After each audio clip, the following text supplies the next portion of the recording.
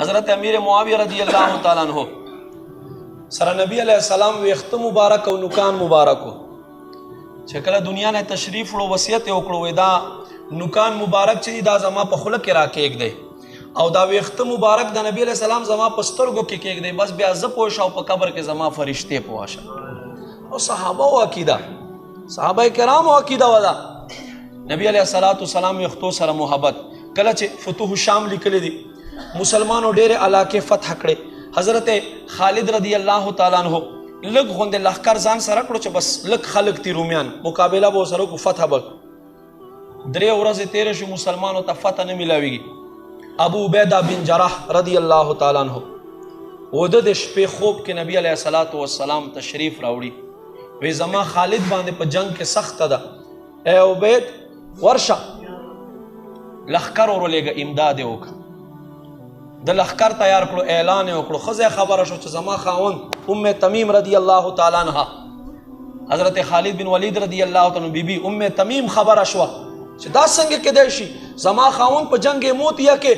14 تورې په کافرانو باندې ماتولی شي او سیف الله لقب ورته میلاویږي نن دی ولې 3 ورځې تېرې شوه مسلمانو ته فتح نه میلاویږي وګرځېده وایي څه خو یې پاته شوي نه دي کور کې یوه ټوپۍ پاته شوې وه جنګ کې به دا ټوپۍ په سر وه فتوح شام لیکلی نو ما عزت مندو ا ټوپۍ واخیسته حضرت ابو عبیده بن جراح ته دا ټوله خبر وکړه چې دا ټوپۍ زما خاوند چې په جنگ کې نه په سر نو دی فتح نشي حاصلولی وایي ښځه لښکر سره ته لاړه شه لښکر نه مخکې یو کس را روان دی اس ته یې منډه ورکړې ده حضرت خالد بن ولید رضی الله تعالی چې وکتلو ورمخکې شو چې دا کوم دلیر کس دی چې ورغی وایي څوک یې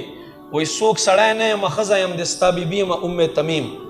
راغلی یم هغه ویښته د کور کې هغه ټوپۍ د کور کې پرېښودې ټوپۍ مې درله راوړې او په ټوپۍ کې نبي علیه الصلاة والسلام 3 یا بل قول مطابق 15 موی ویښته مبارک هغه ټوپۍ حضرت خالد بن ولید رضی الله تعالی فرمایي ما په سر کړه راوي قسم خوري چې قسم په خدای